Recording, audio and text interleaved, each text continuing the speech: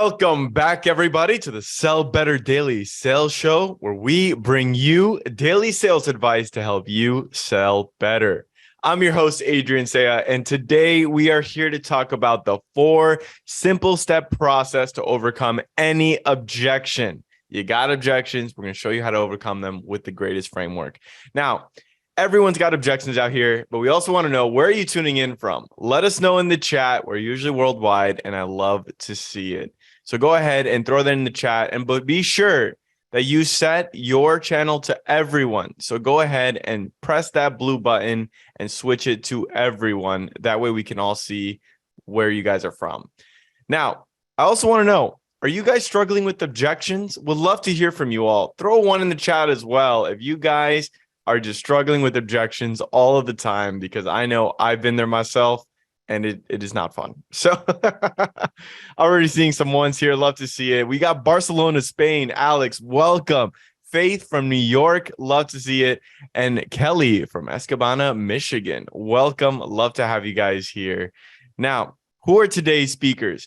We have Hannah Morris. She is a director at Let's Trailblaze. And Tom Alamillo. He is a founder over at TA Sales. Now, Tom, how do you overcome the fear of handling objections? Yeah. Well, first of all, I'm glad to be here.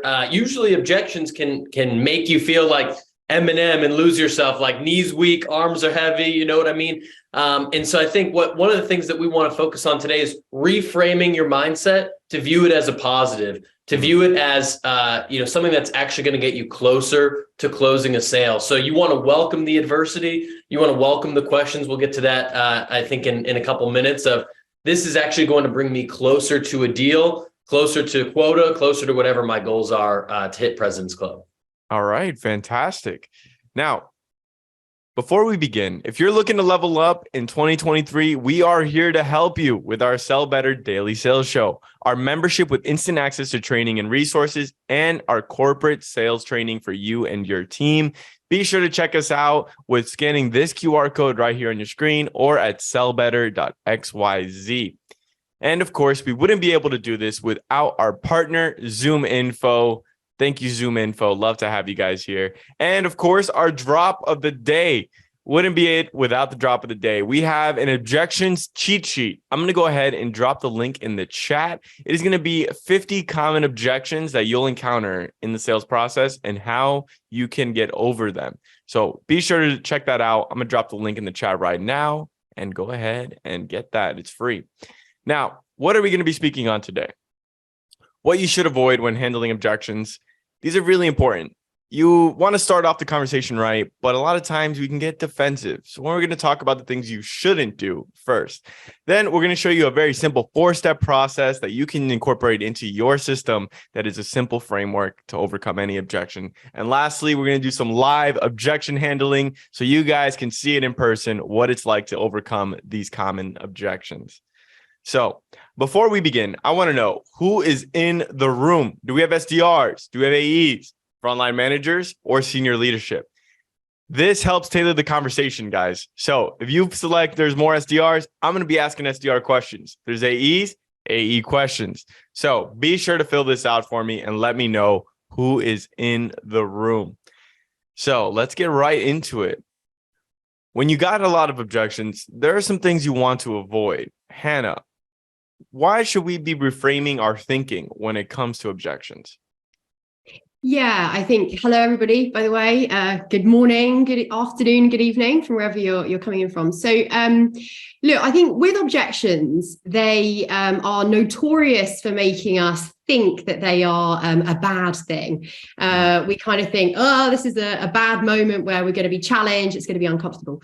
What we first need to think about is that it's a moment that is going to be progressing us to an outcome.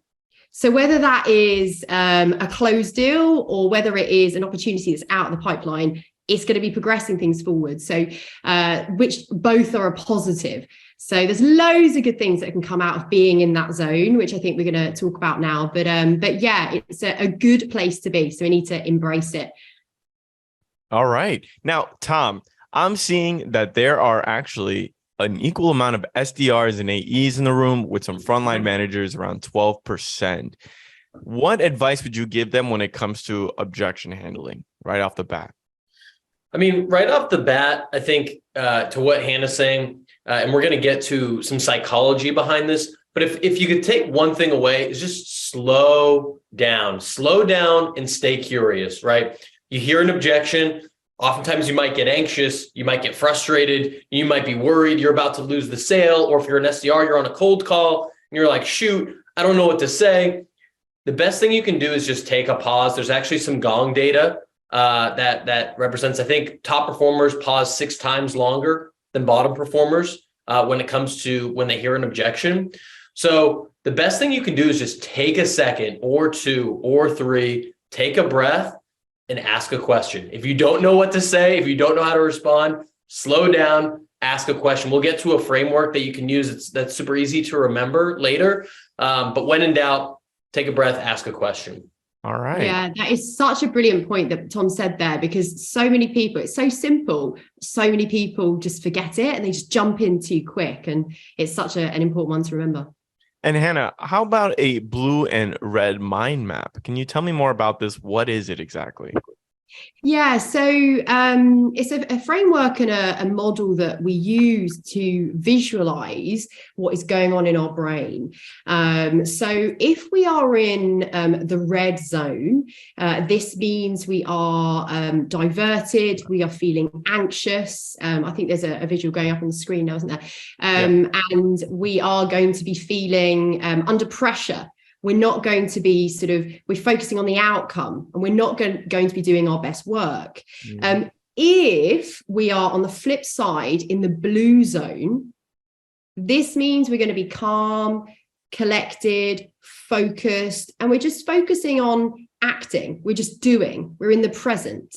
That means that we're going to be more engaged in a conversation, and we're going to be helping our customers a lot more. We're going to be handling those objections a lot more effectively and efficiently. So we need to think about, when we're going into that red zone, we need to catch ourselves and think, right, okay, I'm in this red zone. I now need to think about trying to get myself in the blue, and that's what I'm going to do my best work. Okay, now I want to hear from our audience. Let me know if you have ever felt that you are just stuck in the red zone. Go ahead and throw a 1 in the chat. I would love to see it, because this has happened to me before. You know, you just feel like you're so anxious, you can't really get out of it. And when those objections start hitting live in a conversation, you get a lot of anxiousness. It just keeps building, right? So really transferring your mindset to that blue zone is a great way to do it. Now, how do you recommend people do this? Do you think they need to have an anchor for something that allow them to come to the state of mind that's a blue zone? Is it just like a snap of the fingers? Or I'm blue zone now, let's go. What do you think needs to happen? Yeah, I mean, look, there's lots of different tools and strategies that you can use to transport yourself from the red into the blue. And one of the things we're going to go through in a little bit is the layer framework. So having frameworks, having structures, also just being prepared for a meeting. All of these things are going to help you transport yourself from the red into the blue. The other sort of tool we've got on the screen here is the control circles. Quite often when we're in that red zone, we're focusing on things that we can't control. And what we need to do is we need to focus on the things that we can control and the things that we can influence. And then when we're focusing on that, we're going to be a bit calmer. And then we'll be acting. And this is what it is. When we're in the red, we're thinking, our diverted thoughts are sort of thinking, can I, can't I? But when we're in the blue, we're just acting. We're in the present, and we're acting, if that makes sense. Yeah, it does. Fantastic. Now, I want to hear from our audience one more time. How do these objections really make you feel? I think this is a really interesting question, because it can give us an idea of what's really going on. Are you feeling nervous, anxious? Are you confident? You're coming at this like you're ready for war, you're ready for battle, or does it make you feel some other type of way? If so, let us know in the chat. We'd love to see it. Now, Tom, when it comes to what not to do with objections, a lot of people just accept the objection and kind of keep it going, or don't keep it going at all. Why is this a bad move? Well, I think oftentimes the real objection lies behind the first objection that you hear. right? So it's not a good strategy, in my opinion, to just accept the first objection. Although that's easy. Let's say you're on a cold call and, I call you up, Adrian, you say, hey, Tom, this just isn't a priority right now. Cool, man. Sounds good. I'll talk to you later. Hang up. That's easy because it's uncomfortable to kind of push back on that. Or if we're on a demo, say, Tom, this looks great. We don't have budget for this. Okay, sounds good. Why don't I call you in 6 months and see if you have budget then, right? That feels easier for me to do in the moment, but that's not going to help me sell more, right? What you want to do is not necessarily accept that. And it's not in a, Wolf of Wall Street, hey, we're going to jam something, down someone's throat, but it's trying to understand what's going on behind that. It's like, oh, you don't have a budget. Like, tell me a little bit more about that, right? You want to understand a little bit more. And there's a framework I heard from a colleague actually last week that he says he wrote a personal goal. He wanted to hear 3 no's on every cold call before he would let it go, right? So he wanted to push, then he wanted to ask a question, then he wanted to try it again. If they said no, then you want to try it again and dive a little bit further. And if it still is like, hey, look, this is just not a priority. This isn't the right time. We love the competitor that we're with right now, whatever. Then he was like, okay, fair enough. He's going to let it go. And I think that's just a good mindset to get in, is that you don't want to just accept the first thing you hear. You want to stay curious and try to learn more about like, what's the objection behind the first thing that they're telling me.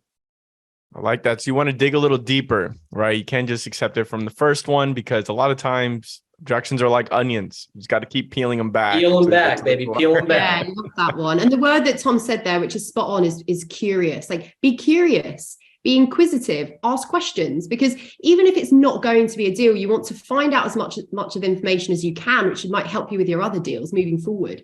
So be curious. Now, I'm seeing here that from our question that we asked, a lot of people feel anxious, and from there, nervous, and then 17% felt confident.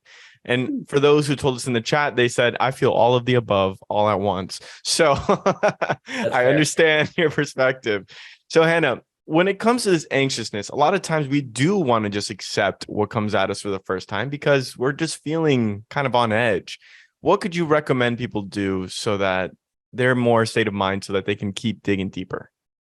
Yeah, I mean, look, I just want to say to everyone that's sort of tuning in and that has given those answers, it's really normal to feel like that, especially at early stages of your career or when you've not done it very many times. I have definitely felt like that many a time in my career, probably for years on end. But what you then need to realize is that actually there are so many tools and so many strategies there to help us move past that. And it begins with that, just repositioning it in your mind, as we said earlier on, that it is an opportunity to progress a deal, whether it's to an outcome of it being closed or an outcome of it's out of the pipeline. They're brilliant outcomes. So yeah, as Tom said, like slowing down, engaging in it, and just focusing on the present of answering the question, like really listening to answer the question. That's going to really help people just feel that little bit more confident, I think. All right. Adrian, and Tom, can I add one thing there? Yeah, of course. So I had a sports psychologist on my podcast a couple of years ago. He works with the Seattle Seahawks and some Olympic athletes. And he told me confidence comes from 3 places. It comes from your past experience, right? So do you have experience in handling objections well? If you do, you're more likely to be confident. If you're newer to sales, maybe you don't. Okay. What's the next one? Your prep. How well do you prep? If it's a demo or like a scheduled call, how well do you know this customer you're talking to? If it's a cold call, do you have some maybe battle cards or just like some quick hitters of, hey, when they say this is something I can say. Are you studying that? Are you role playing? And then the third is, what do you say to yourself, right? What are you telling yourself about these objections? Like, are you saying, hey, I'm going to come on this cold call and I'm going to be dialed in. I may be playing some pump up music before. And you know what? Whatever happens, but I'm going to stay curious. I'm going to ask questions. I'm going to be engaged. And I can't control what they do, but I can control me, and I'm going to come in like ready to roll. And, if you focus on those 3 areas, when it comes to objections or anything else in sales, I think you'll find yourself to get more and more confident. And then as you get the sets and reps and more experience, that'll help you as well. Yeah, I love all of those. And it is practice makes perfect as well, isn't it? Like the first time you do anything, it's uncomfortable and it's a bit clunky and it doesn't always work that well. But when you just practice it over and over again, you're just going to get so much more confident. Those are brilliant 3 call outs there, Tom. Very good.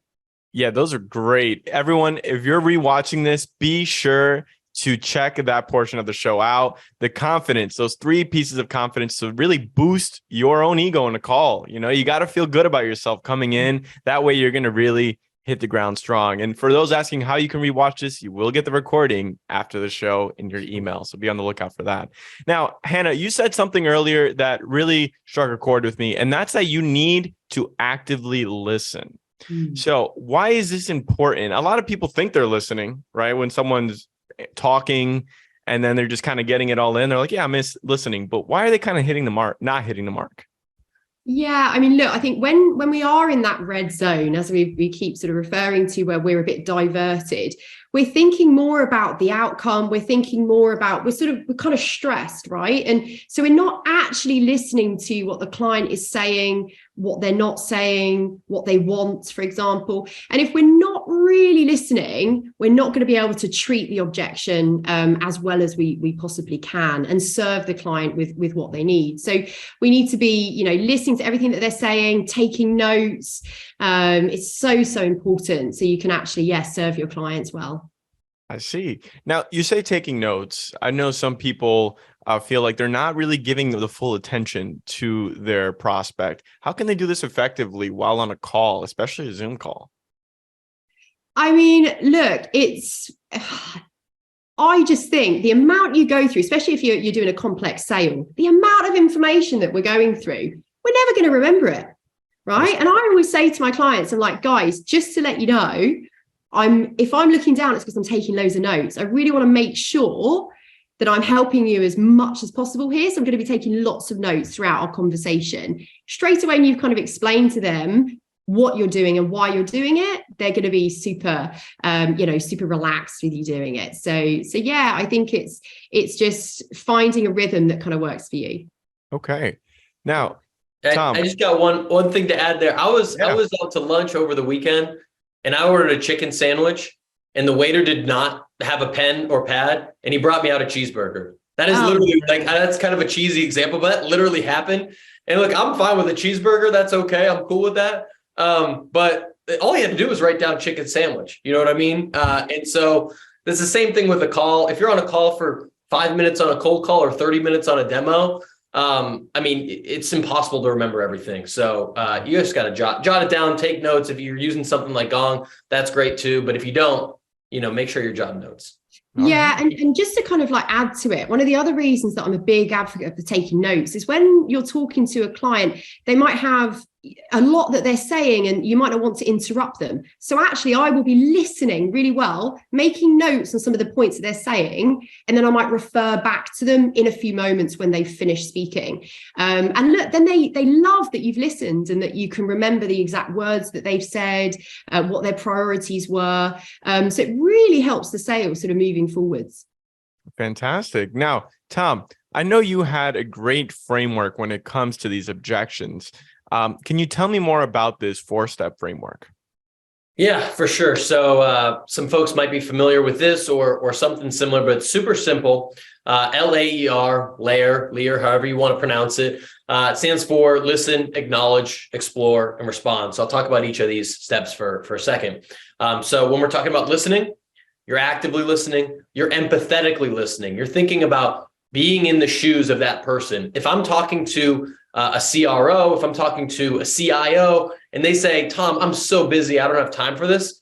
You know what? They're probably really busy. If I looked at their calendar, that's probably true. Like, let's have some empathy for these people, right? So, you should understand that going into the call, that might be an objection you hear. The economy is burning down right now. People probably don't have as much budget as they had a year or two ago. That's probably something you're going to hear. So you want to understand that is a legit concern, objection that someone might have. Second piece is acknowledge. The psychology of being a human is that everyone wants to be feel seen, heard, understood. If you're talking to a salesperson, if you're talking to your spouse, if you're talking to a friend, you want them, and you're maybe venting about your day to your significant other or something, you want them to be like, man, Adrian, like that sounds like that was a rough day. They put too much almond milk in your coffee. Like that sounds like that's brutal, man. So you want to make them feel understood. That might sound like, Hannah, man, it sounds like you're super busy right now. Like, man, that it sounds like you have a ton of hats you're wearing. Like, is that right? Is that, am I getting that right? Or, kind of like recapping what they said and making sure that you got it down correctly. And then it's exploring, right? So we've said the word curious about 8 times on this webinar so far, and we'll keep saying it. You want to be curious and explore further into that. So if Adrian's saying, man, I just don't have budget for this. Okay, let's peel that back a little bit. Do you really not have budget? Do you not see the value in what we're talking about here and you think it's too expensive? Do you just want a discount? Do you just want a deal so you look good to your boss, right? There's a lot of reasons why someone might bring that up. So you want to explore, and then only then do you respond, right? And then you have a possible solution. Hey, typically in these scenarios, we build out a business case. We can co-create a business case. We could present that to your CFO, Adrian. Here's what that might look like. Is that fair? Would you be willing to take that step? And realistically, it might be more, it's not LAER, it might be LAE, LAE, LAE, LAER, because you're going to keep asking questions and keep acknowledging. And only until you get really like to the core of the onion, so to say, do you want to offer a suggestion and respond. So I know that was a lot. No, that is a great framework and really breaking down how an objection can really be overcome. And with this framework, I feel like it doesn't really matter what the objection is. You can essentially get to the core of anything in that case. So I think that's another point that really needs to be driven home, is that objections aren't always segmented, right? It's not just, oh, I'm just trying to overcome this objection or that objection. No, you're trying to develop the skill to overcome any objection. And this kind of framework can help you really get to that core. Now, Hannah, is there a part of this process that you love to use yourself? Yeah, there is. And just to follow on from what you said there, I think it's really important to highlight that you're spot on, that this framework can be used with any objection. Mm-hmm. And when we go into a conversation, knowing that we've got a framework that can help us no matter what the objection is, we're going to feel a lot more confident and a lot more empowered. Because I think that's one of the reasons why we feel so stressed and anxious about objections. It's the uncertainty around it, isn't it? But whereas if we know we've got a toolkit that's going to help us, then we are, we're in a good place. But yeah, I'd say out of those 4, I'm going to start right at the beginning. I'm going to say that listening is the most important thing. I think a lot of people think that sales is all about talking, but I would beg to differ and say that it's actually more about listening. The best salespeople that I've ever met in my life are phenomenal listeners. They're empathetic listeners, they're active listeners, and they're really listening to what the customer wants, doesn't want, how they might be feeling, and then matches, gives the solution that's relevant to them. All right. Now I want to hear from our audience. Is there a step in this framework where you feel you are really strong in? Go ahead and throw it in the chat. Is it listening? Is it acknowledging what your prospect has said? Exploring further, or responding? Let us know in the chat. Would love to see some of these answers.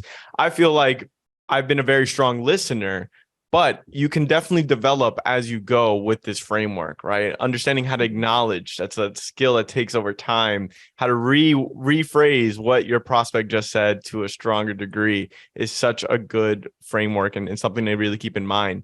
So when it comes to really overcoming these different parts, we've talked about acknowledge, explore. Hannah, what kind of questions can someone ask to really dig deeper into an objection? Let's say it might be budget, right? What could you really say to dig deeper? I think the first response is, okay, what do you mean by that? But I'm sure there's a better question to ask that can help really get to the core. Yeah, definitely. And I think, look, budget is obviously one of those ones that comes up time and time again, doesn't it? And it's sort of thinking about, if they say something's too expensive or they don't have the budget, it's sort of thinking about, expensive in compared to what, or expensive and compared to actually what's the ROI that they're going to be getting from using your service, and sort of illustrating that. And then all of a sudden, somebody then starts to think, oh, actually, maybe it's not as expensive. It's actually maybe expensive to not choose them. And actually, it's going to be a very worthwhile investment to work with them. But look, people challenge price for all sorts of reasons. So I think The key is to figuring out why are they challenging price, and the answers to that lie within that initial qualification that you did of a client. You know, do they need what you've got? Do they want what you've got? And sometimes they don't have the budget, sure, but actually sometimes they just don't see the value, and we need to explain the value that little bit clearer, tell some brilliant customer stories, and really help them visualize how you can help them. Okay. And Tom, when it comes to the respond portion of Lear, how do you know when it's actually time to respond? Like, what is the good timing and how can you feel that out? Well, I think it's more of an art than a science, but I think what you're trying to get, and it'll probably be a little different on a cold call versus a 45-minute, booked Zoom call, because you have less kind of bandwidth on a cold call. You can't just, they have the opportunity to just hang up on you, I guess, you know what I mean? So I think you want to at least get to, do you think you can get to the root cause of what's going on, right? So, I feel like I can answer best in examples, like when I was selling Gong, it's a pretty competitive market. Someone might be using a competitor. They've signed on for a contract. Okay. It's easy to say, hey, I'm using your competitor. Okay. Sounds good, Adrian. Hang up. But what you could say is, oh, interesting. How's it going with them? Right. You might say, hey, this is the best tech I've ever used. I'm never switching. Cool. I wish you the best. When's the renewal up? Would you be open to look, just taking a glance at alternatives then? And you might say, sure, it's in June. Okay, cool. Let's talk in April. But you might say, yeah, it's good. It's good. I like this and this and this. And I might say, oh, interesting. Is there anything that it's not hitting on? Anything that's falling short? Right. And you're trying to just kind of like poke the bear. You're trying to just like find an angle. And once you feel like there's an angle, you're like, man, the customer support of this company really kind of stinks. It's like, oh, interesting. How important is that to you? Oh, it's really important. It's taken me all this time. Oh, interesting. I'd love to tell you a little bit more about this and how we've helped other customers in this area. It sounds really familiar. Would you be open to a call further to discuss, like a 30-minute call, And so I think it's more of a feeling that you have inside, like, have I gotten to a point where I can make a move and it makes sense in a conversation, rather than I'm just like forcing the info, at will towards someone. Okay. Yeah, that was brilliant. Yeah, that was so good. It really it is about being curious. And one last thing I would add, which I didn't say before and I should have done, this is so simple. And I do it literally all the time, nearly every week. If somebody does speak about pricing, I always say, okay, let's remove price off the table for a moment. Is this a solution that you want and that you need? Is this something that you would like? And if people are like, yeah, it is, I'd really love it, this is what I'd love, okay, then you know that price is the only objection. Whereas actually sometimes people might say, actually, I just don't know if I need it right now. So then you know that actually it is that they don't need it, or they don't want it, or they don't see the value. So asking that really simple question is a big game changer. That is a great point out, Hannah. Even Vinny agrees. We're here in the chat. He's saying this is a great point. And he has some good questions here. He says, tell me, explain to me, describe to me. These are good questions to really get deeper into what your prospect actually means. So great point out, Vinny. Love that. Now, I want to hear from our audience. What objections are you all encountering the most? I know our economy is a little shaky. People are worried. So maybe it might be too expensive or budget. Are people just not interested? Are you getting send me an email? I know I got that one quite a few times. Or is it something else? Go ahead and throw it in the chat. Would love to see it.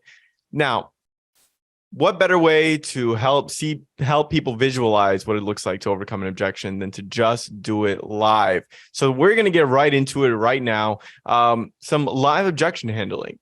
So Hannah, one of the biggest ones we get is, I'm not interested. What is the best way to overcome this I'm not interested objection handling? Yeah, I mean, so it depends which, where we are in a sales cycle, but I'm going to assume here that we are, we've done a thorough qualification of a client. We know that they need and want what we've got. So if we've got to the end of a conversation and they've said to us, oh, I'm just not interested. If we've already kind of pitched, we know that they need what we've got. So what I would do with that scenario is very simply replay back the drivers and the things that they said they needed in the first place. Like, what were the challenges that they are having, and why were they buying in the first place, and why were they talking to us, and replay that back, but also get them to replay it, and remind them of that, because sometimes people sort of, they're in that zone where they're sort of forgotten that actually there's a reason why they're talking, the reason why they need help, and then asking them the question, right, well, if we don't work together to solve those challenges, how else are you planning to solve them? And saying, like, just out of curiosity, how are you planning to solve that problem in your business? And then sometimes people go, deeper. Say that again, sorry? No, dig deeper from there. Yeah, dig deeper and get the client to really think about what they're saying and think about where they're at in their business. And actually, when you sort of challenge that and get them thinking, sometimes they're like, oh, actually, you're right. If I don't work with you, I don't really have another option. And actually, I do need your help. So really simple. All right. And Tom, how would you overcome the not enough budget or this is too expensive? So I might say, Adrian, too expensive? Might mirror that back. And you might say, yeah, there's a couple things you could say, right? You might say, yeah, it's too expensive. We already made our budget for the year. We've only got, $10K left. It's already allocated. We can talk later in the year. Or you might say, like, hey, we're about to lay off 10% of our company tomorrow. And we do not have budget for new software right now. Or you might say, yeah, we invested in your competitor and, or got a quote from them and they're half the price, right? And I show this to my CFO. There's no way we could pay double the price, right? And so what I might say is, I say, Adrian, usually when we're coming to budget, it's usually one of three things going on. Either one, you truly don't have the budget. I know we're in tight economic times. If that's the case, you tell me, and I totally get that. The second option is, like, we might just be a little misaligned on, like, what the value is here of what's going on. In which case, like, that's my bad and I didn't do a good enough job. And we can dive into that a little bit more based on, like, what the goals are that you shared with me. Or three, you might just be looking for a deal, right? You might just be trying to get a discount, and that's fair. That's part of the game too. Like, if you were to put yourself in one of those buckets, like, where might you identify, right? And you're kind of putting that back on them. And a lot of times, like, I truly believe if it's number one and they're about to lay off their, people, or it's a really tight time and, like, they really don't have budget, then you know what? I just found someone that's not probably a good prospect, and I'm going to go spend my time on people that do have budget and that it's the right time for me to help them solve their problems, right? So it's the second best outcome of a call. It's like, I got to know. If they want a discount, then, every company handles that differently, I guess, of, like, how you want to handle that. But if it's the value piece, then, I actually was on a call yesterday and this happened. I'm like, you know what? I just said this out loud. I don't think I did a good enough job explaining, like, what the deliverable is here compared to, like, what some of those key challenges are with you. Do you mind if we riff on that for a couple minutes? And they smiled, they said yes. And we actually got to a point where, I think me being humble in that, and it was true, I don't think I did a good enough job, actually got us to progress the deal a little bit further. And so without knowing what the real concern is, how legit the objection is, what they want out of that, it's really hard for you to respond appropriately. I really love how you said, I got these three buckets. Which one are you falling into? Because it kind of just guides the conversation right away and puts them in a position where they have to admit what it is that is truly their problem. Yeah. So that is a great point out. Yeah. And I just see a question in the chat, like, would anyone actually admit to asking for a discount though? They might not say I'm looking for a discount, but when you're talking to someone in, like, if you're an AE and you're talking to someone in procurement, or you're talking to someone in finance, and maybe they're not the ultimate decision maker, they might say something like, hey, it's my job to, make sure that our costs are as lean as possible. Or, hey, I've got to present this to Hannah, the CFO, and this much money will never fly. Like, how do we get this down? Like, they might use language like that, which to me means, okay, they are interested, but they're looking for a win. They're looking to show their boss that they got a win somehow. And that could be price, or that could be, maybe you value add something. Maybe you add an extra month onto the contract. Maybe you give them a free pilot of some sort. There's plenty of ways that you can work with that. But that is a common thing, like in the procurement finance world, that they're trying to get a win from you.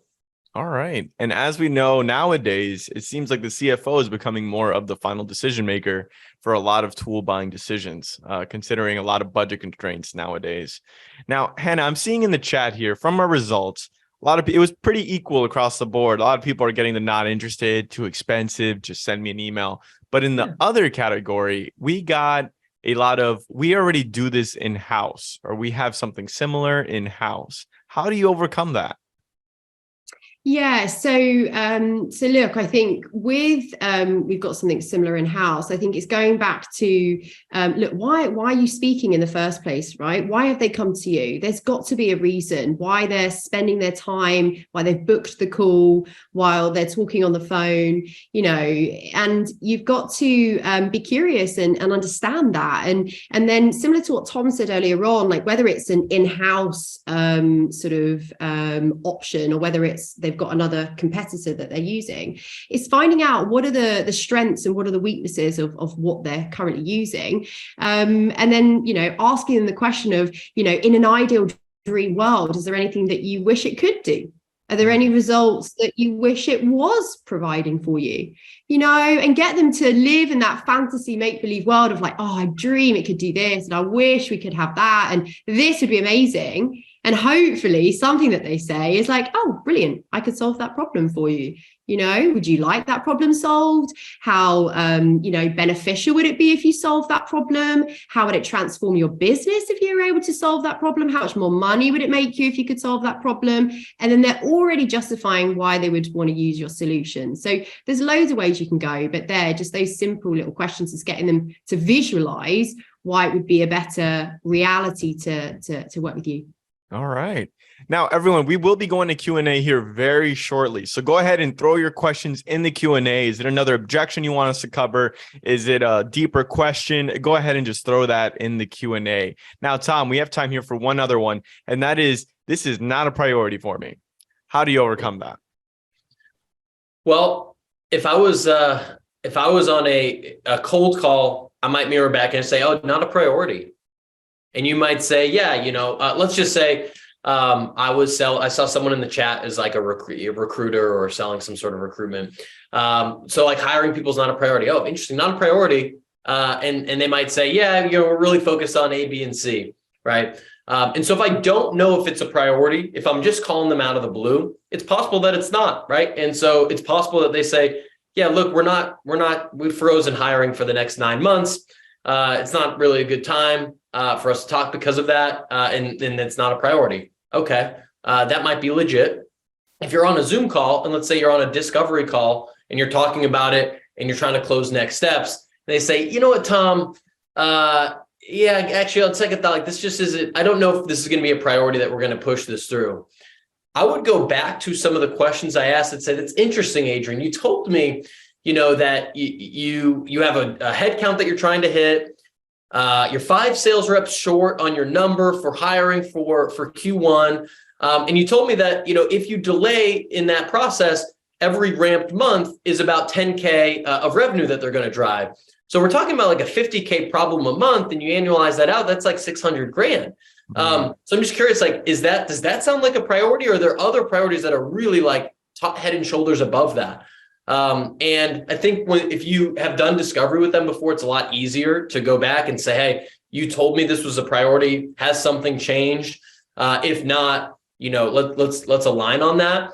But I think what you're trying to do in the case of a cold call or the first conversation is really see if it is a priority. And if it's not, and you can't kind of like help them get to that being a priority, then again, you might need to disqualify and move on. All right. Now, we got perfect time for Q&A right now. So let's just get right into it.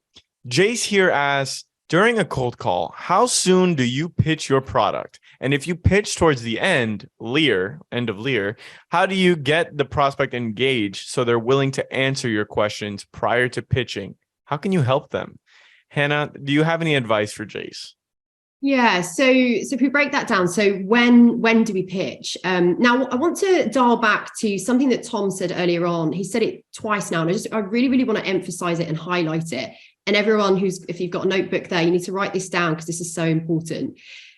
As salespeople, the biggest time waster is us selling to the wrong people, people who cannot buy, will not buy, they don't need what we've got, they don't want what we've got, they can't afford what we've got. Do yourself a favor and stop selling to the wrong people. So with that objection, I will only ever offer my service once I've fully qualified that they need it, they want it, and that they can afford it. Then I will pitch what it is that I've got. Don't pitch to everyone. No point. If they don't need it, they don't want it, like if they don't have strong drivers, if they don't have requirements, and you know that, you know, as Tom said earlier on, if they've just made massive loads of layoffs and budget has all been cut, don't waste your time pitching. Save your time and energy and move on. You know, that's the thing. If somebody doesn't need what you've got, just don't pitch. I'm really passionate about that, because I think I see a lot of salespeople just wasting their time pitching to people that don't need it, don't want it, and then they get ghosted, or they're back and forth over emails for like months and months and months. You know, I really like that. You got to come from a position of abundance and realize that there is so many more prospects out there who definitely need your product, and there's no point in trying to stake a circle into a triangle and trying to make it fit, so it makes perfect sense. That's it. And the time that you're wasting selling to the wrong person is a time that you could be spending selling to the right person who needs what you've got. It's the right time. So I'm a big believer in, you want to fail fast rather than lose slowly. So qualify exceptionally well, sell to the right people, and then, everyone's happy, because your time is valuable. The customer's time is valuable. So respect that time and sell to the right people. All right. And Tom, I see Tom in the chat here has a question, and he's asking, best opener to cold call to get a real objection. So I'm thinking he means you got the opener, but what way can you do it so that you can introduce a real objection from your prospect?